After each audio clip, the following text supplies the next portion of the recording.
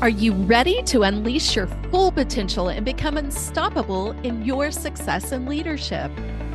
Welcome to the Unleashed and Unstoppable podcast, where we provide powerful insights and strategies for coaches, corporate leaders, and entrepreneurs. I'm Alexanne Carter.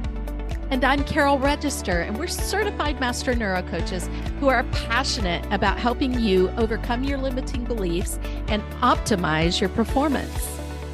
Each week, we'll be sharing actionable tips and strategies using neuroscience, from interviews with industry experts to solo episodes to help you lead a life of power, purpose, and possibility on your own terms. Join our community of like-minded individuals. Hit subscribe now and let's be unleashed and unstoppable together.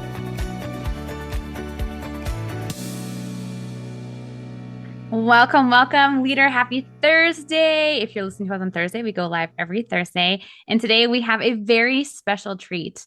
We have a great friend of mine, Michelle Tascoe, with us here today. And when you talk about wealth, talk about trusting, talking about healing, and really overcoming some really great, I think challenges would be a great word to describe that in life, in business, in wealth. Michelle is a beautiful example of really what is possible when you really are focused and really lead with love and light when it comes to looking at your wealth story.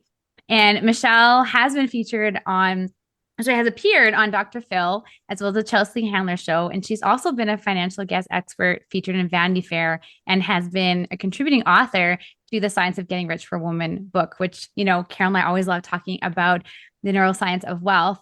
And what I love about Michelle, and I've been able to experience this firsthand as a good friend of hers, as been attending some of her financial workshop that she did a few years ago when we got to do mastering leadership together, is that Michelle's approach is very hands-on and practical. She tailors her coaching to the particular needs of the clients that she works with. And she has had an opportunity to work with people, and I know a lot of women across not just the US, but also in Canada, and I think some places even globally. What? And Canada? it's just yes, Canada. We're on the map too. And just, Michelle always meets you where you're at, and is such a beautiful cheerleader in your corner, in your court. And I think sometimes with money and sometimes our money stories and sometimes our past with money, there's sometimes a lot of shame, right? There's a lot of feeling around maybe some financial decisions that were made, or there's a lot of emotion, right? And especially, even as look at the neuroscience, there's a lot of emotion that is connected a lot of times with our money, our identity, and our stories, and a lot of shame sometimes around that. And I know that Michelle works so much with so many people, whether or not they are overcoming debt and creating that financial freedom, or they've created financial freedom and then they want to get to that next level so they don't find themselves constantly in that same cycle. So Michelle, we're so excited to have you here today to dive in to some of the things that you've uncovered on your own journey, and just to really stand for our listeners and be able to create that wealth from a space of love and light, and be empowered by the financial decisions that they get to make. So welcome, Michelle. We're so happy to have you here. Thank you so much, Alex. I'm really happy to be here. And yes, this area is near and dear to my heart, because when I even think about where I started, I had 4 credit cards and collections, and my car was repossessed. And so even though everything can look good on paper, it doesn't necessarily mean that you have a healthy relationship with money. And I believe that, our formal education just teaches us how to get a good job, because you got that piece of paper that you can hang up on your wall. But there is this feeling that, am I even really prepared to know what to do when I get that paycheck? And I think that there's so many taboo areas around money that we wish our parents taught us. We see other people, and I think there is this feeling that I'm in the dark, I'm behind. Comparison comes up a lot. And there are a lot of people that look like they've got it together on the outside, but they really are struggling on the inside. And it's one of those, well, if you only knew what's really happening, you would think differently. But that's, a lot of times we wear a mask to protect ourselves and to self-preserve. But when you are so vulnerable and transparent with your finances, there's a place of authenticity and really surrender that will help you to uncover what really is possible so that you can stand on solid ground and both feel confident as well as be confident with your finances. Mm. That's beautiful. It's so powerful, right? When you start to look at these things through a different lens and, be able to have that kind of confidence. And you spoke into, well, what do we do when we get that paycheck? What do we do when the money starts flowing in? What does that relationship look like? And I think that's a really critical principle. Our relationship with money is a reflection of our relationship with ourselves. And it sounds like you speak directly into that very much. So when you're approaching this with people, where's the area that you start in first? Like, what do you take them through first to help them start to progress in having what they desire and using it in a healthy way? Or is Oh, that even the approach? yeah, I love that question, Carol, because I think that oftentimes when you hire a financial coach, you think, okay, we're just going to dive right into the numbers and like, let me just fasten my seatbelt because I mean, surely my numbers are like the worst you've ever seen. So I'm just hold my breath and like, wait for you to like, yeah, just have at me. And I think we're already, entering into a conversation where naturally we're harder on ourselves than other people would be. And I certainly have never, ever been mad or have punished any of my clients for any of their decisions because they didn't know any better. And if they knew how to do what they needed to do, they'd be doing it already. And so that's why they had brought me into the picture. And my approach is very different because I like to marry both financial coaching with life coaching. And I think in that combination, we're addressing the person first. And so to start with vision, there's a ancient saying that says, my people perish for lack of vision. And in that saying, you realize that if you don't have vision for what could be possible, then you'll continue to repeat the past. And what I love to emphasize is that your past is not your present, nor will it be your tomorrow. And up until now, maybe there's certain things that you've done, but we get to create something in the future that's totally brand new. That's totally what you have felt you're supposed to be, or you get to be, or you want to be, but just didn't know how. A lot of times I work with clients that they just know that they know that they know, and from the bottom of their heart that they're meant to be a millionaire. Obviously, it's not reflected in their finances, but they just know that they're meant for more and that there's something that if they only knew that secret, that formula, the keys, that they would actually be able to open those doors instead of feeling like doors are always shutting in front of them. And so in that first session on vision, we're focusing on the 2.0 version of life that they're wanting to create.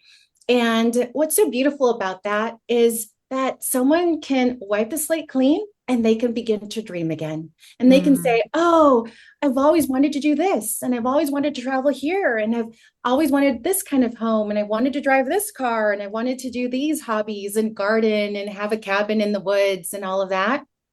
And when you start to, I'd say, release the dreamer inside of you, then the question becomes from personal development, well, who do you get to become to be able to follow through, take action, and make the best decisions to create that beautiful life?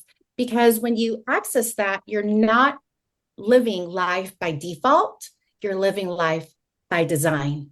And so then you get to design the life that you know that you're meant to be living. And so if you're going to be the person that designs the life that you're meant to be living, then who do you get to be? Both in character and values, like, okay, I get to be more organized. All right, I could do that. I get to be more responsible. I get to be more consistent, more disciplined. I get to be more proactive, more intentional.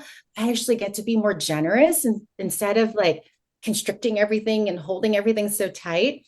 And then we shift the way that you think, because Another lovely ancient saying is that we are renewed by the or transformed by the renewing of our minds, and so that recalibrating, that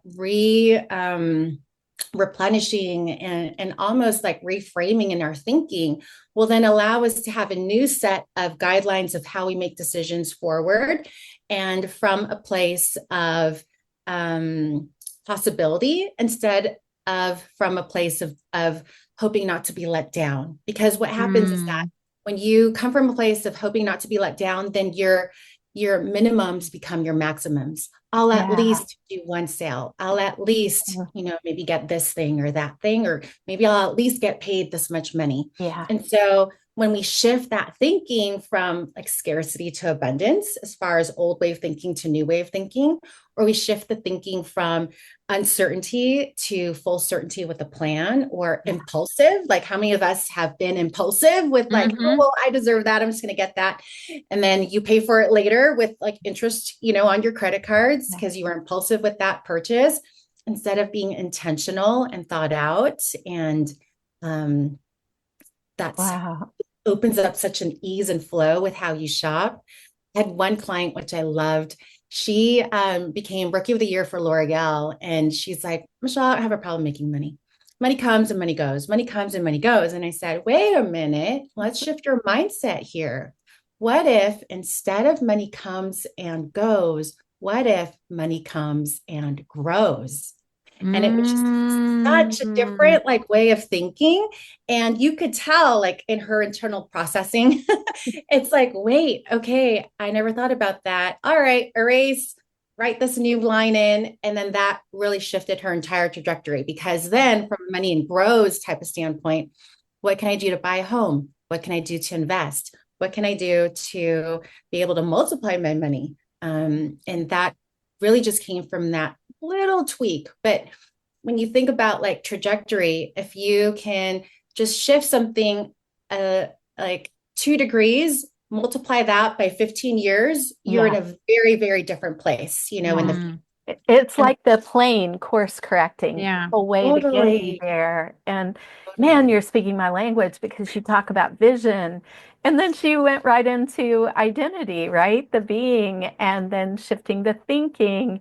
And I tell you, it was such a similar process, just said a little bit differently. And the way that you say it, though, is so beautiful and powerful, and being able to help people to lean in. One of the things that, I like to share is that poor people often think about paying bills. Middle class people often think about how to obtain good credit to buy liabilities or things that really aren't needed, consumer things. But the wealthy always think about multiplying.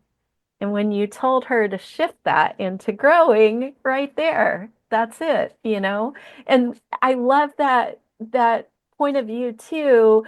I think it's really beautiful. Just when you get into an airplane, the airplane's not taking you to point B, just zoom directly. It's making course adjustments all along the way so that you land at point B.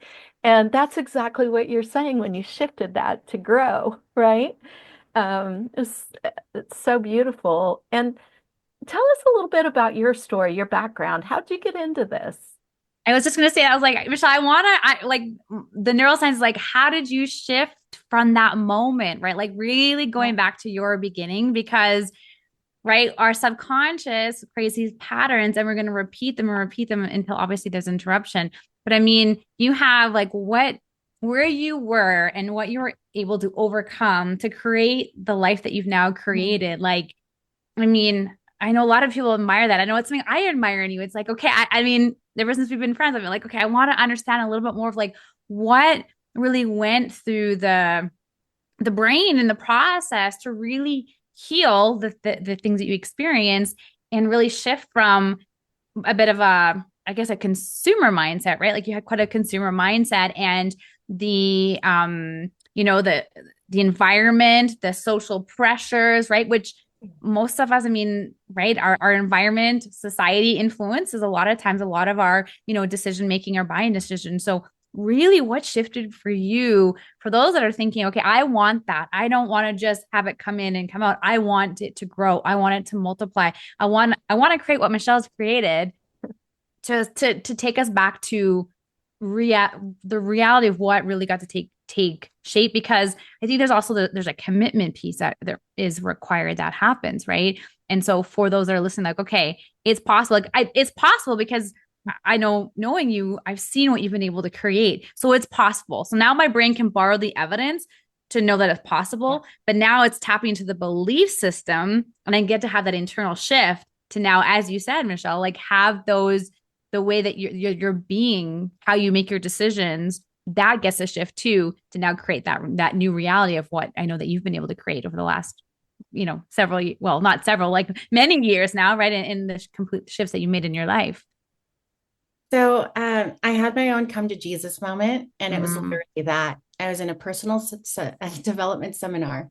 I was in the front row, and this woman was saying, okay, I'm going to teach you the real truth about money. I'm going to teach you about relationships, about communication. I'm going to teach you about sales. But the first thing I need to do is I need to teach you about forgiveness. And I'm like, what did I sign up for? What is this? What's going on? And, there's a lot of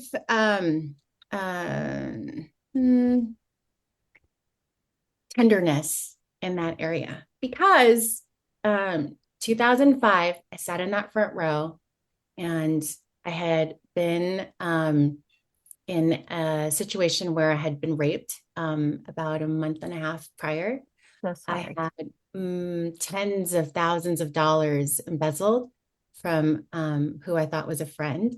I had been manipulated to co-signing on a loan for a car.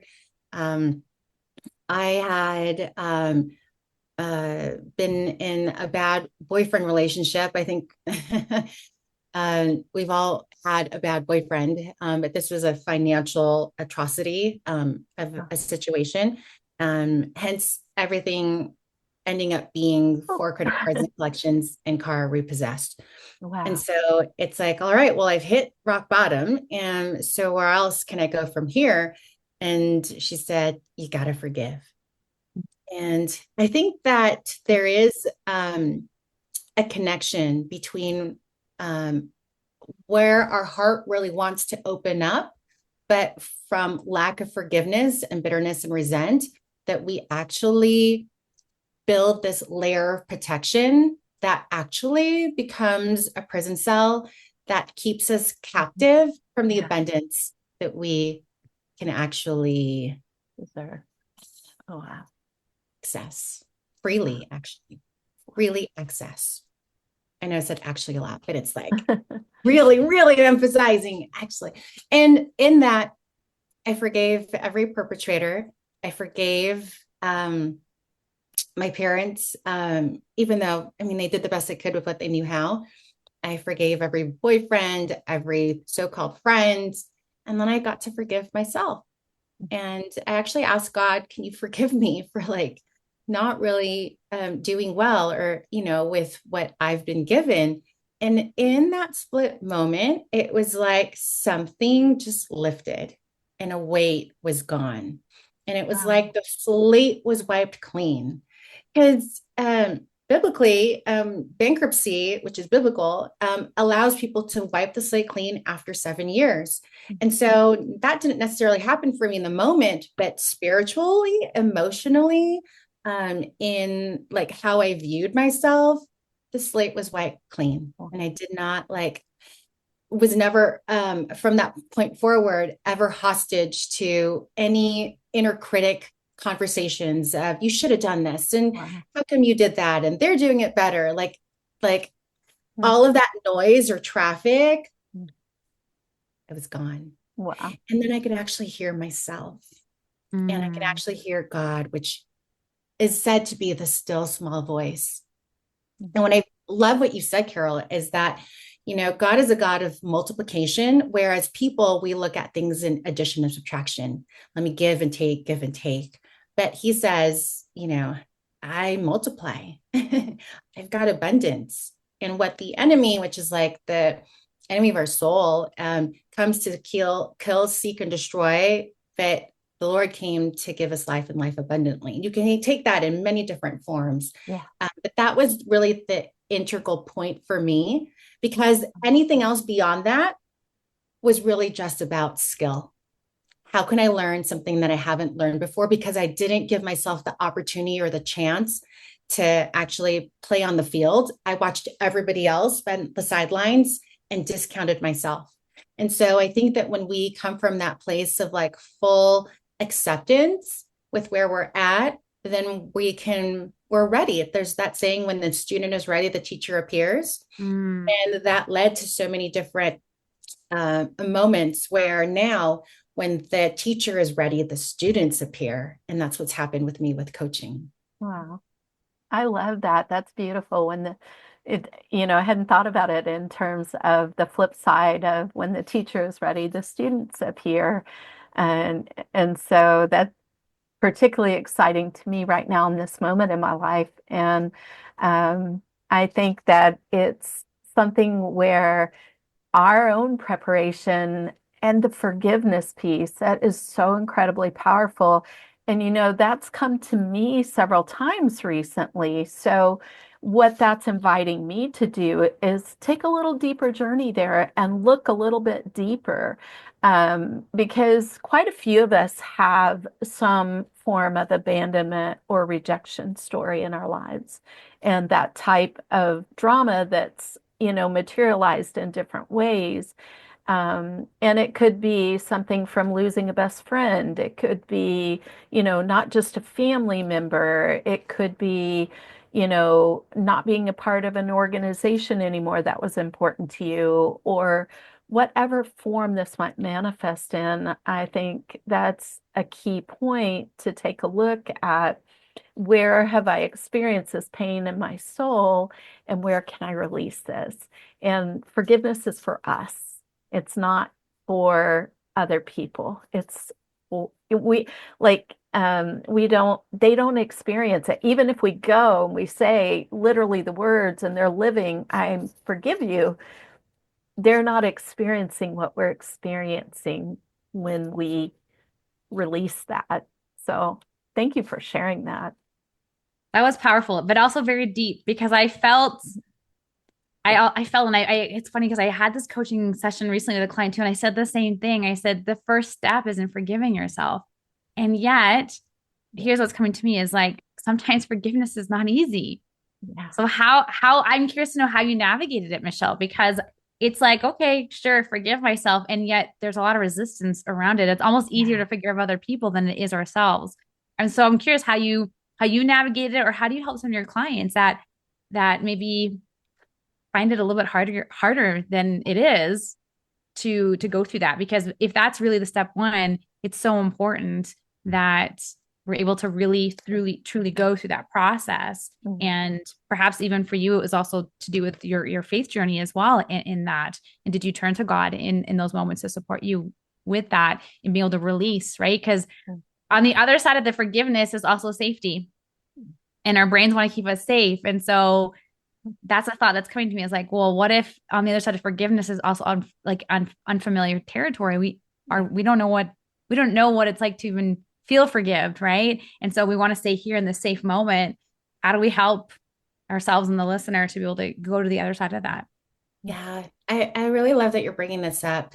And when we seek safety from things that are unknown. And to me, the way that I look at it is safety comes from a level of trust.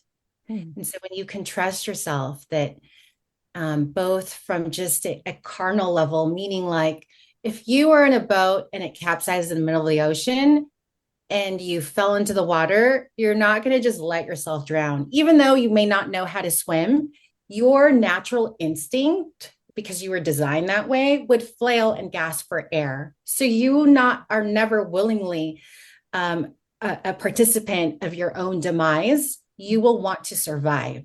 And so if that's the case, then you know that you can actually trust yourself, at least at that base level, to breathe and to grab oxygen and to find, a way to stay afloat. And so then if you could trust yourself there, and then if you can create intentional factors of trusting, then you can trust yourself and create new evidence that I trusted myself and it turned out okay. Okay, I'm going to trust myself a little bit more and that turned out okay. Because we do it with everybody we are surrounded with. We trust other people more and more and more. I recently did an exercise where I had assessed the people that I'm friends with in my life. And it came down to, all right, this is my circle of trust, my 3 core ladies. This is my circle of sisters, like very close to me. Then I've got my circle of friends, and then the circle of influence, circle at church. And I parted it out that way only because when you really seek to understand what makes sense to you and how you operate and how you like to make decisions and the meaning that you add to things, because at the end of the day, there is no class one-on-one on Alex or 101 class for Carol. So through journaling and self-reflection, that's your greatest guide. So whenever you open up a blank book, it is chocked full of potential possibilities of discovering who you are and how you think and what you believe and who you get to become. And it's really about the journey of filling it up with such richness that your life manifests that in reality, and then you're living what you've written as you've envisioned it. And so I think that with a sense of like, oh, do I trust myself? There's also a little bit of fear, but the thinnest line is between fear and excitement, because it's just, you're crossing over this line of possibility, and we're always afraid of things that we've never done. But at the same time, when you realize that there is this fearlessness inside of you that you're getting to know, then you can be bold. You can be courageous. You can take steps, because all of us fell forward anyway, unknowingly or unconsciously. So let's just be consciously failing forward and like link arms and pick each other up, and say, okay, cool. You learned that. Now let's go ahead and do this. And so that's what happened for me. And the forgiveness piece, I'll say the 2-part tagging on what Carol had mentioned, you get to bless and release intentionally. You can even say, okay, forgive you, and I bless you and I release you. And then for self-forgiveness, there's a point where I think when you walk and believe in God, you ask for him to forgive you, just because he knows all, he sees all. And there's just something from I'll just call it a heavenly perspective when you really build that kind of relationship, which is just so awesome, that you can do no wrong. And you're always encouraged. Just like if you've ever become, a mom or a dad, like there's nothing that your kids can do wrong. You will always help them to do better and always help them to be the best and to grow. And, we're no different. And I love that about bringing in the spiritual and faith, because we fail forward with faith. And it's really our faithfulness that allows us to go beyond what we ever thought could be possible. And there's beauty in that. And I think that there's also miracles in that. I have had so many client stories where these are just God moments that only could be because you walk that line of here in the world, doing the math and being competent with your numbers, but then walking supernaturally and going, wow, this never in a million years could that have happened, but the door opened because of favor. And then you step into this funnel of favor, which I call it. Oh. And it just seems like that's a great name. Yeah, the funnel of favor. Yeah, that no door that you're not meant to go through is shut. You have access to everything that you're meant to go through. I love that visualization. I always love visualizing like the doors and things like that. So here's what's coming to me right now. You're standing on the edge. You're standing on the edge of your vision. and you see what's possible, but it's also uncomfortable. It's unfamiliar because up until this point, it's been a lot of, phrase scarcity, a lot of fear, right? Like that's behind you and you're given this opportunity and it's uncomfortable and there's all that unknown, right? There's a lot of financial unknown, right? Like how do you coach into taking that, trusting yourself and taking the leap that it's all going to work out versus, I guess it's kind of like almost coaching yourself through like the responsibility piece. How do you know what is, I guess, irresponsible in terms of an action, even right? Because you're taking that leap of faith with that trust, while also and being responsible and things like that with decisions like that. Sometimes it's like going through like the analytical piece, also with the faith piece. How do you navigate those situations? Oh, I love that question. So the way that I would answer it is that you need both. You need the promise of tomorrow, but you also need the numbers today. And why I love to blend both the financial coaching with the life coaching, and I just am spiritually led anyway, is that then we can get to the mechanics because the numbers don't lie. They're neutral. They give us an understanding of what's happened. So I go through a methodology with every client where we create full visibility. Because isn't it funny that we can make so much money and then we can spend it, but we don't even remember where it all went. But we do know, like, where did it all go? And we do know I actually should have more than what's showing in my bank account. But it's not like somebody just, stole that money. I mean, we willingly, but maybe unconsciously, did the spending. And so this is where in that unpacking, we're seeing 90 days of transactions, categorizing everything, adding in the one-time year expenses, because those hard numbers tell us, all right, well, this is on average what you're spending on Amazon.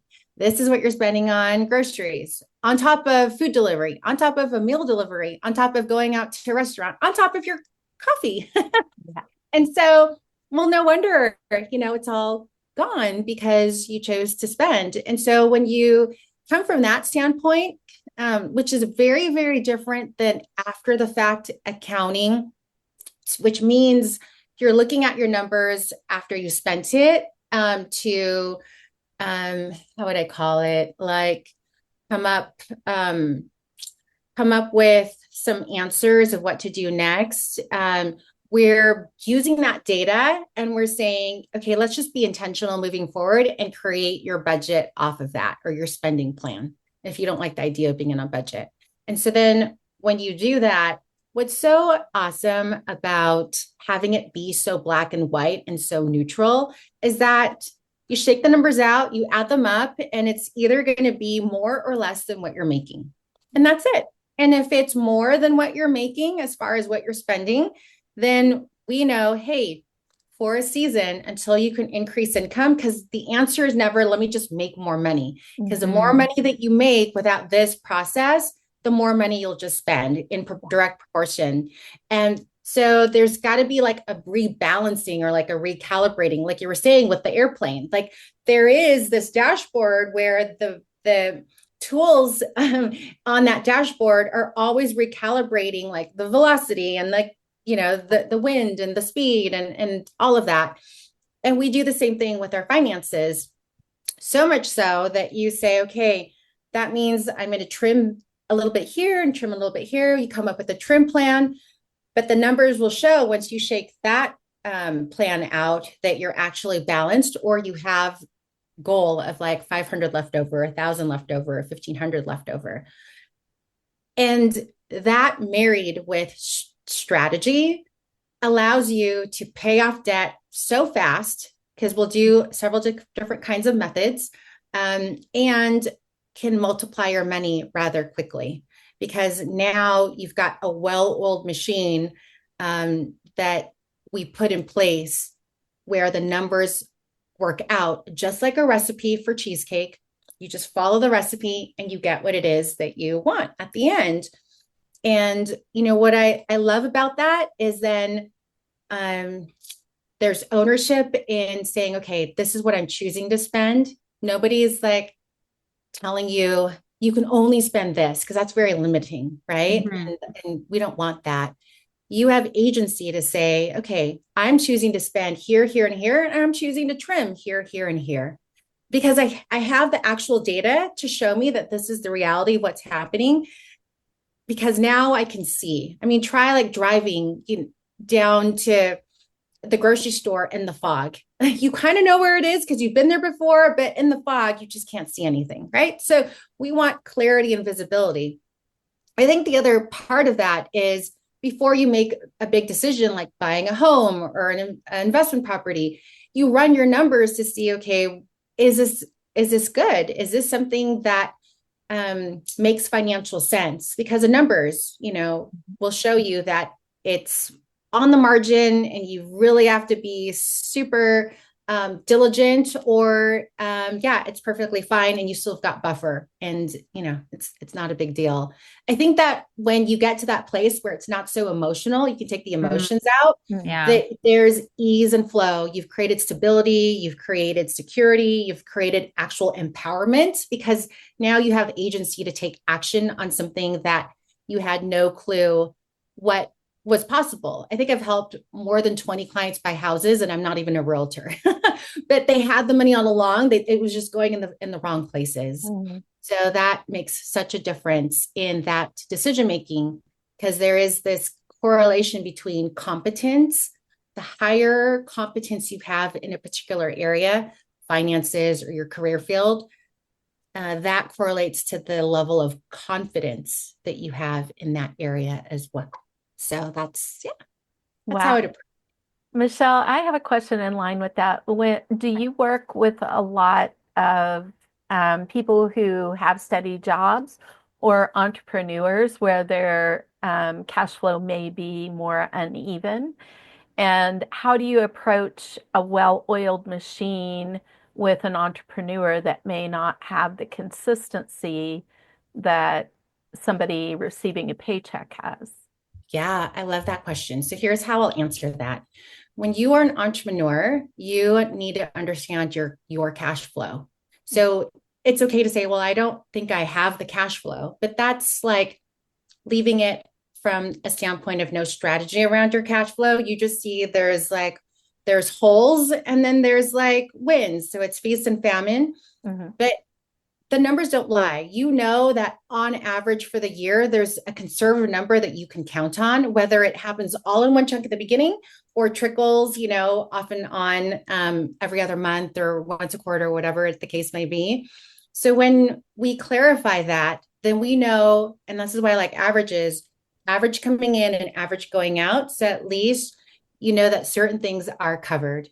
Mm-hmm. And then when you get that cash injection, I have a system where I show you the cash injection and your consistent expenses, because that never changes. That will surely always be on a monthly basis. And then how that will impact your projected balance for the rest of the year. And visually, when you can see those numbers, you know where you're safe and you know where you're going red.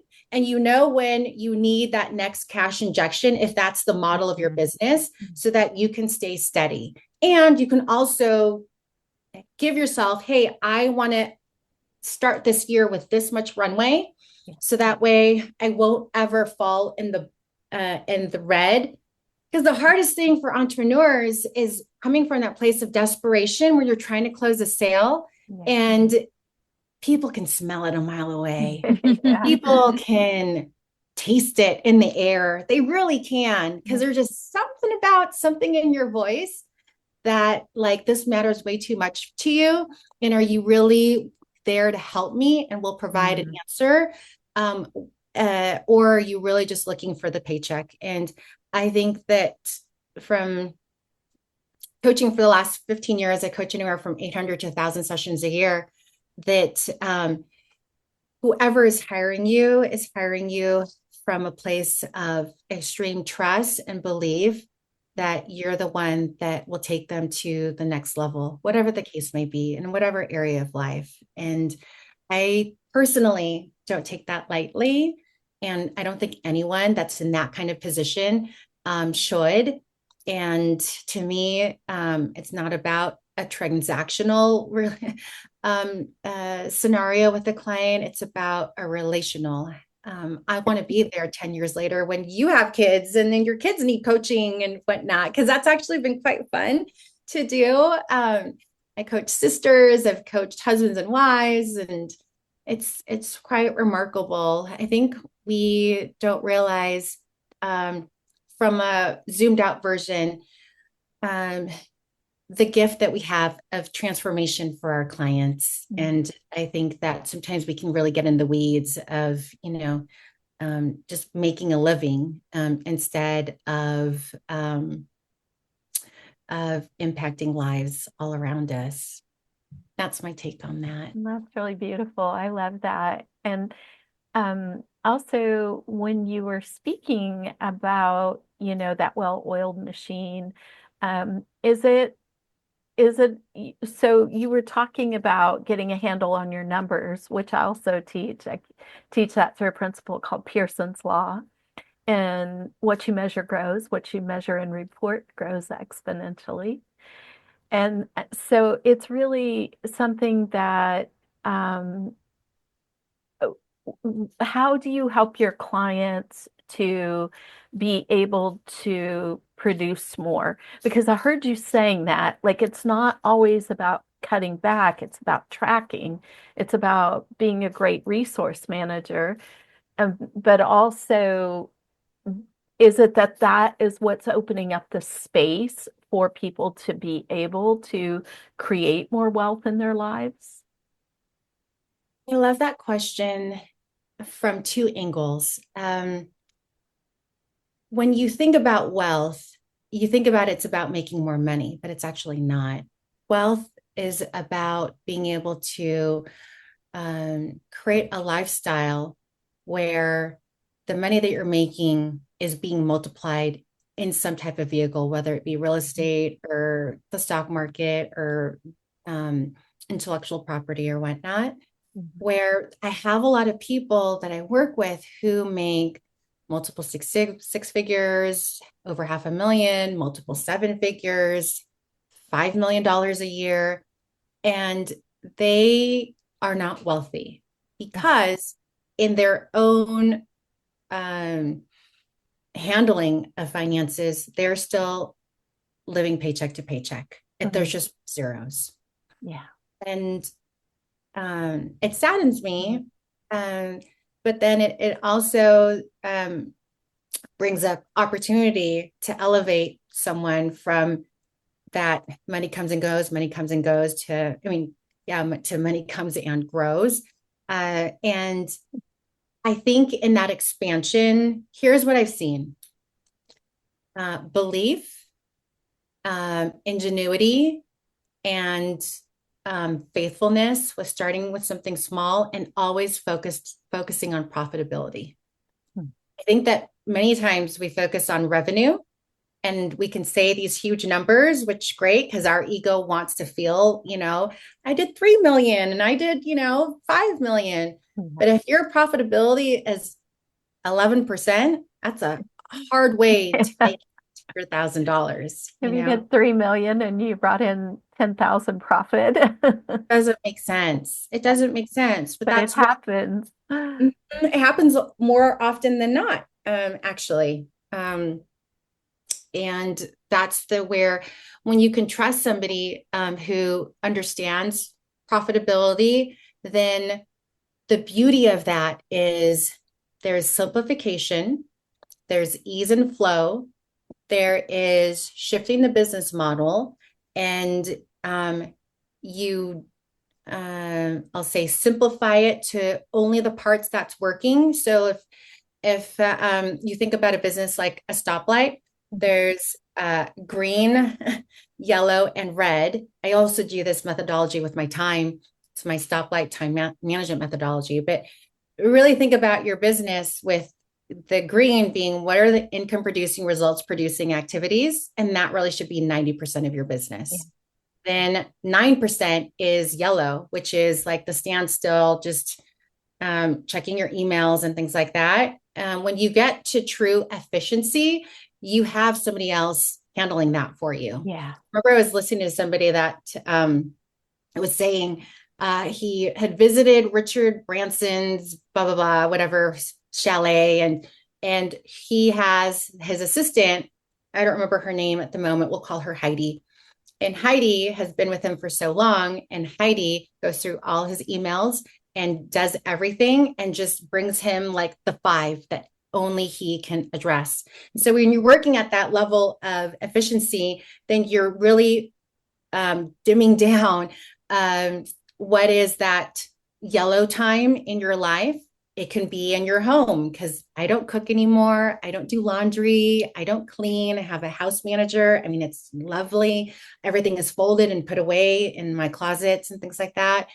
And I get to coach, spend time with my husband and spend time with my kids, and then go on walks. And, because I live near the mountains near Yosemite National Forest and it's gorgeous outside. Wow. And then 0.9%, so 99 and 0.9 is your red time. That's your problem solving. That's like the stuff where it just feels like it's a time suck, and we're going in circles, we're getting frustrated, somebody's gossiping about somebody else, and this is like, get me out of here. Yeah. kind of activity in your business. And I remember I was coaching a client and he said, I just let go of 80% of my clients because I realized when I looked at my numbers, 20% of my clients was bringing in more than 80% of the revenue. Mm. And now what I've done is I have just found those 20% clients and got more of them. And I'd multiplied my business from 1 million to 3 million to 4 million and so on. So much so now that I'm also looking for clients that I'm doing equity shares with. So now I have a piece of other people's companies. Not only am I helping them with the marketing side, but now I'm in ownership with other clients that I have in their business, and it's a win-win. And I think that when you look at it this way, because my coach had shared with me the marginal utility of money. What is the price that you will pay to make that next 100,000? And if that price is too high, then you don't do it. That there was a year where I took 7 weeks of vacation because it didn't make sense to me to still make another $100,000 and not enjoy what I was doing. So we were in Greece, Athens, Corfu, Santorini. We went to Paris. We were in Israel. We were in Normandy. It was lovely. And then I came back refreshed and inspired and wanting to see, what more could be possible.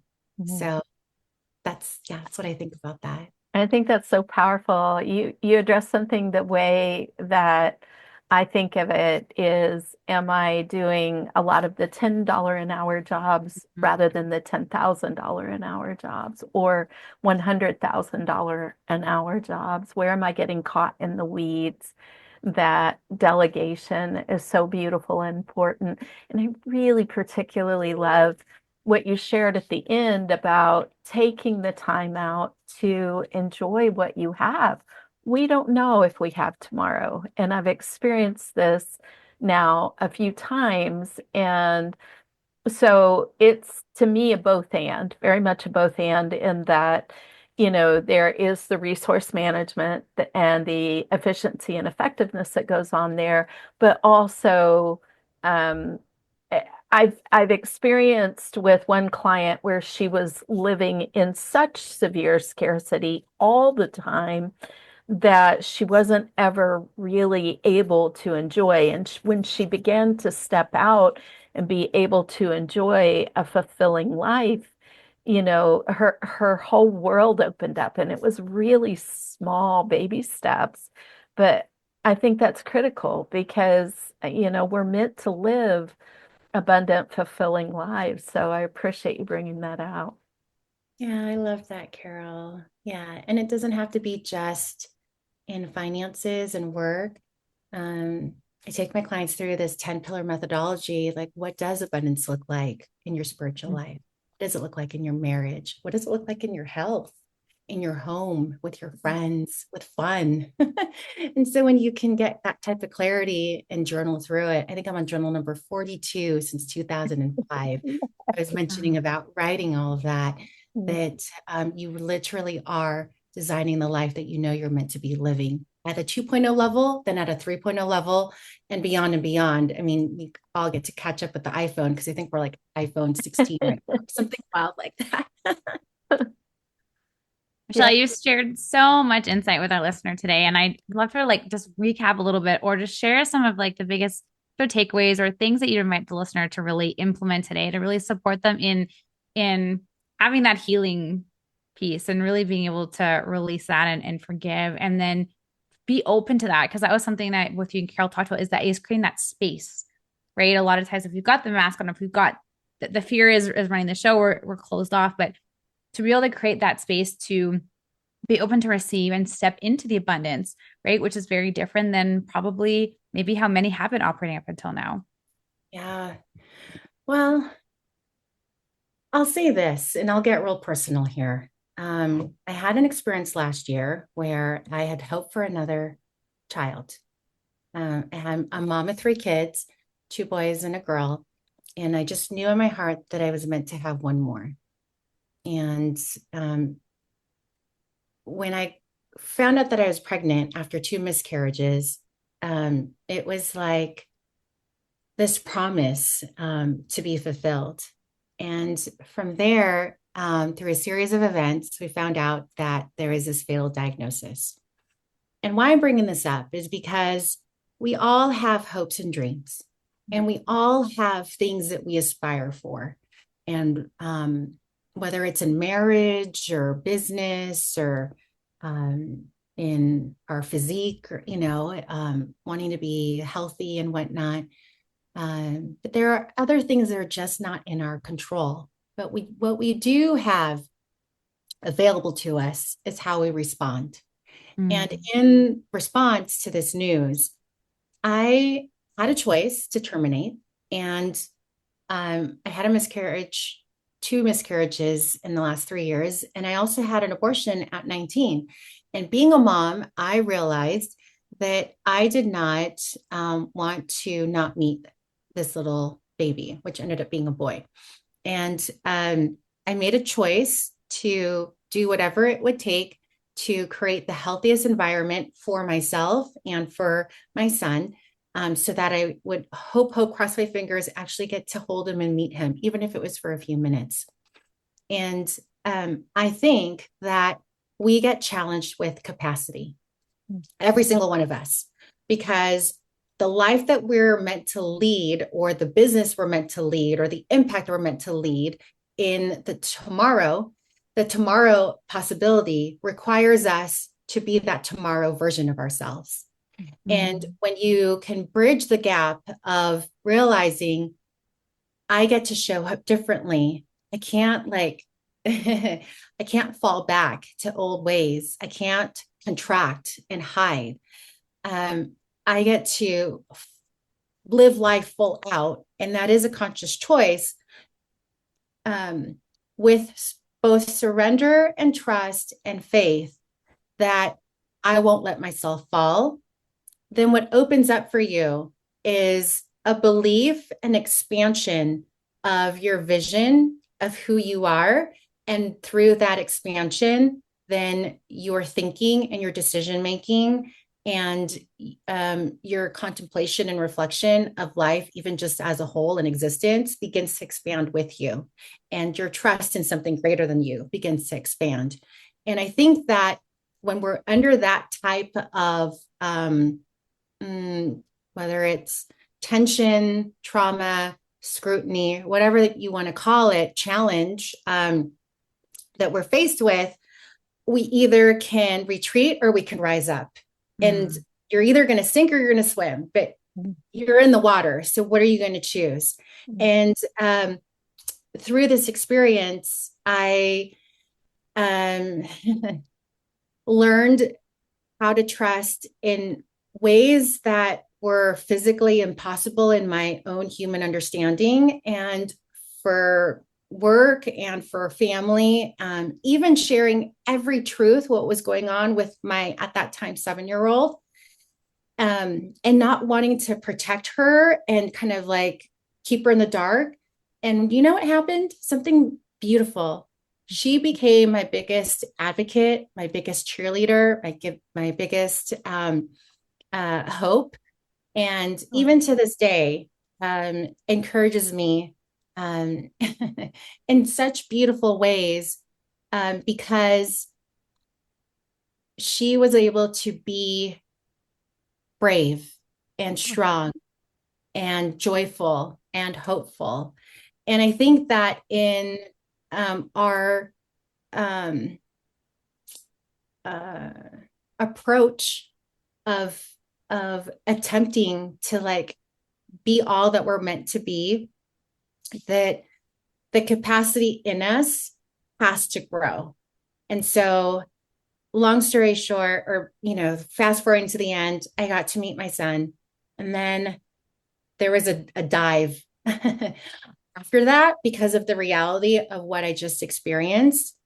And in reflection from the first quarter of this year, I had to take time to go inward to really ask myself what is important. And I don't think that many of us do that because I think we live automatically. I think we like get to the supermarket and then we don't even remember driving there because we're living on such automaticness, if that's a word.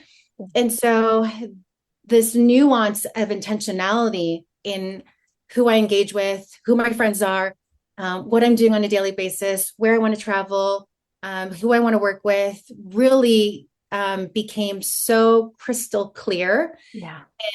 And so much so that I had this beautiful experience in Maui where I began to write.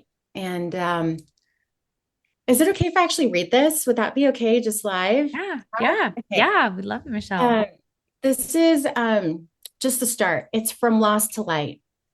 There are moments in life that split us open, moments so profound that they leave an indelible mark on our souls. Losing my son Leo was one of those moments. It was a grief that lived in my bones, a silence that echoed through every beat of my heart.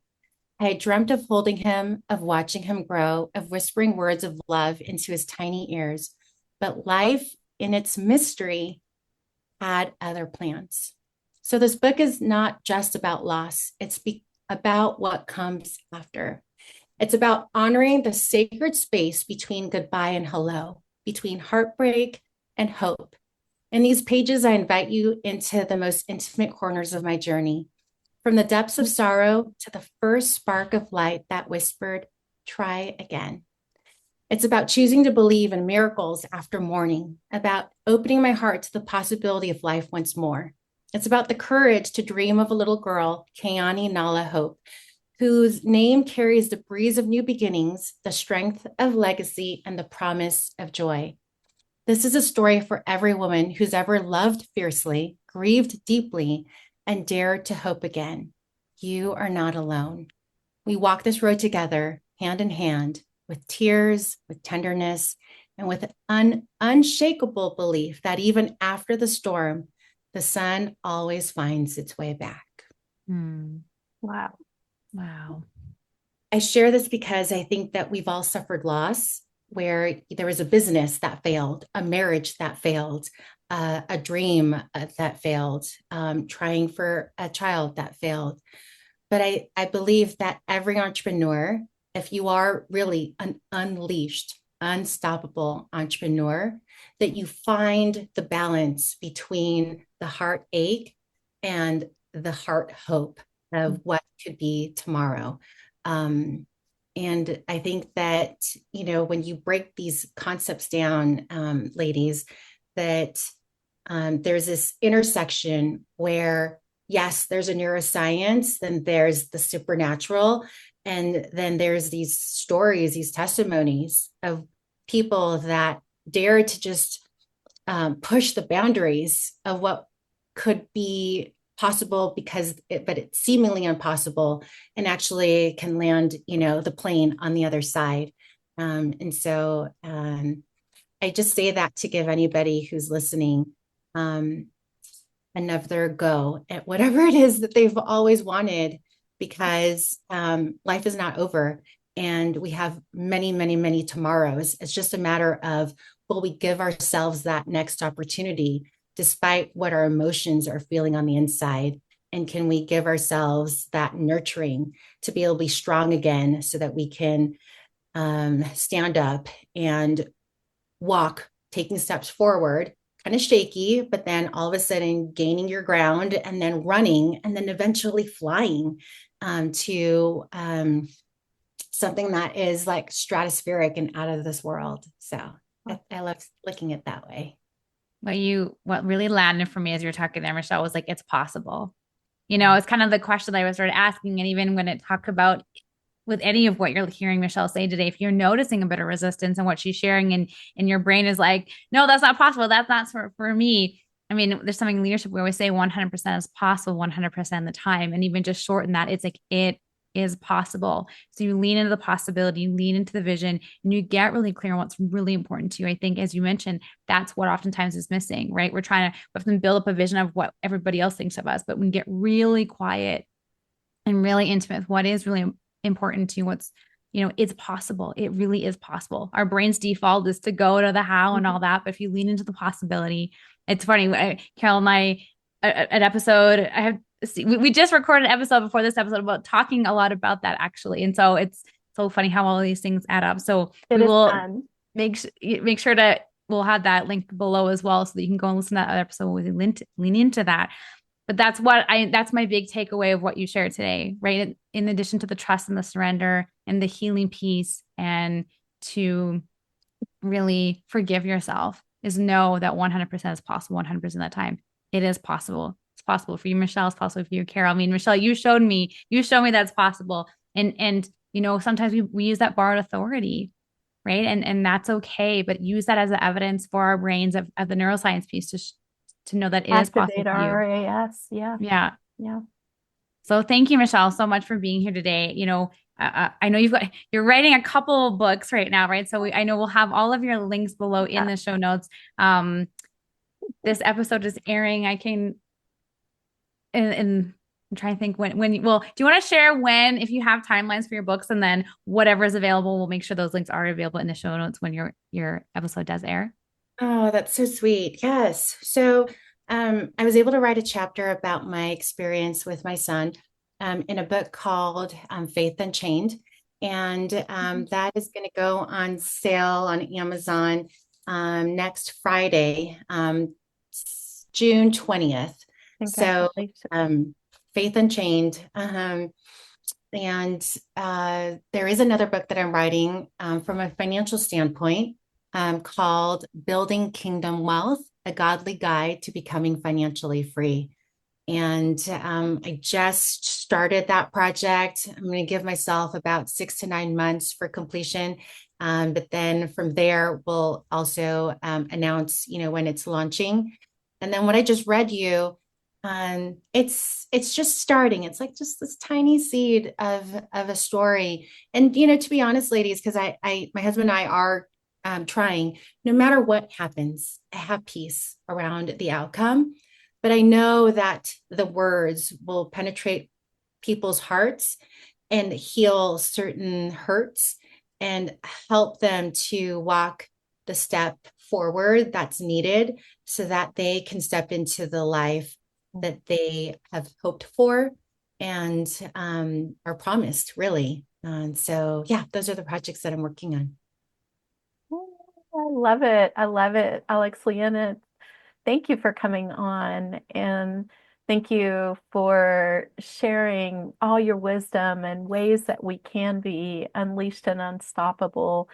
And your writing, that's incredible. I'm still sitting here in tears, very much can relate in my own losses. And it's something that is a treasure when we're providing tools like you're providing to people to live that beautiful, abundant life, that we're meant to have, that we're promised to have.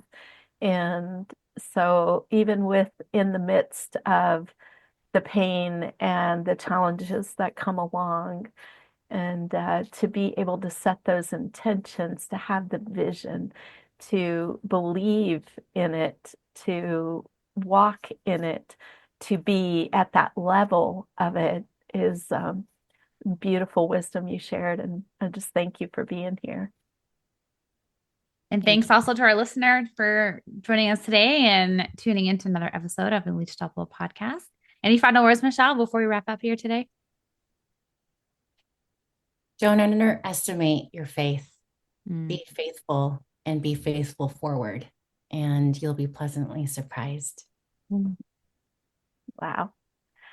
Okay, we're going to wrap up now. I think we could talk a lot longer because these are the essences of life, the deep things of life, the gratitude and the forgiveness and all of these fantastic things we have been able to talk with you.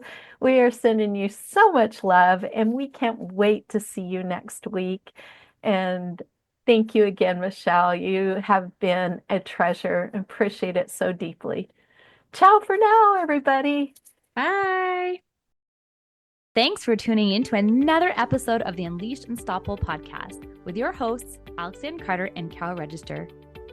If you enjoyed this episode and you'd like to help support the podcast, please share it with others. Post about it on social media or leave a rating and review and subscribe.